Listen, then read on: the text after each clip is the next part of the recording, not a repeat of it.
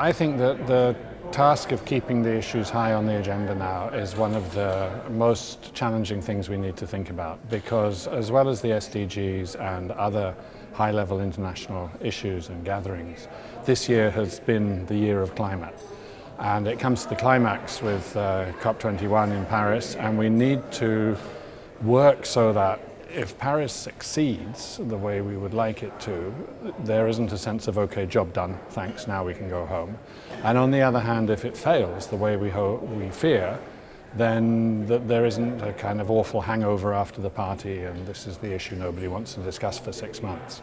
So I think that the solution to both forms of the problem is to find ways in which it's possible to actually get on with the task.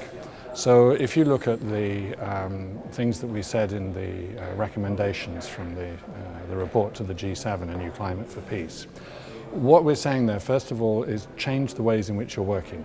So coherence begins at home, do it between the G7 states and start reaching out.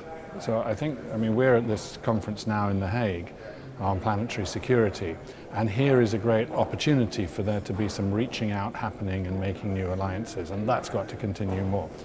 And then I think that those good developments have to focus onto practical actions. It could be on new measures to guard poorer countries and food importing countries against food price volatility.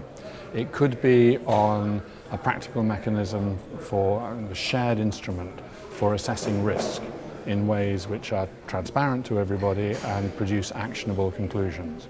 It could be on a really thorough look at how development aid is given, so in fact so as to bring it in line with the SDGs, but also to bring it in line with the needs of building resilience. So there's a lot of possibilities to focus on, and I think that's what is required, focus on practical tasks.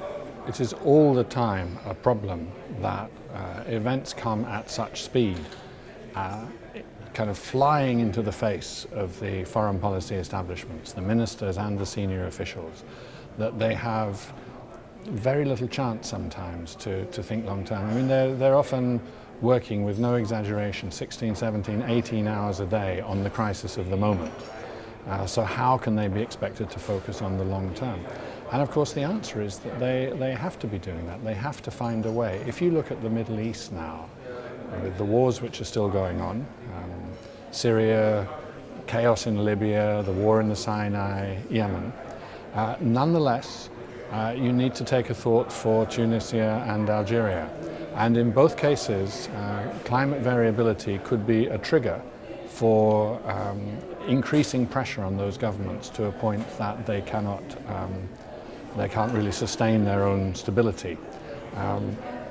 In both cases, I think that the issue of food prices and the volatility of food prices could be the real problem. So yes, I mean, it's up to us from outside the government system to keep pressing and prodding and talking to those who are within the official circles. But I think at least in the case of the G7, you know, at least they have set up this working group to look at the climate fragility recommendations which we made in the report. And so there is at least there an opportunity and a structure for thinking a little bit more long term, and therefore for adding the important to the urgent. And the last thing I'd say on this is that one way to ensure that the urgent doesn't keep on trumping the important is to show the links, to show the connections. I mean, the reason why Europe is facing the refugee crisis at the moment goes back in time. It didn't just come out of the blue. This is not a problem created in 2015. This is a problem created over the previous decade. And so a long-term view would have helped avoid the urgent problem that we face now. As I often am telling people at the moment, I took office on the 1st of September 2015, and up until the 31st of August, CIPRI did not have a climate and security focus, and now it does. The precise form that will take, I think, will focus in on risk assessment as an aid to risk management. And I think that we will try to move from the general to the specific and develop assessments for a number of high-risk countries, trying to understand really not just what the components of risk are, which I think we understand well, but how they interact and therefore how you can judge what is the best action to take to try to manage those risks. So that's where the work will be focusing henceforth.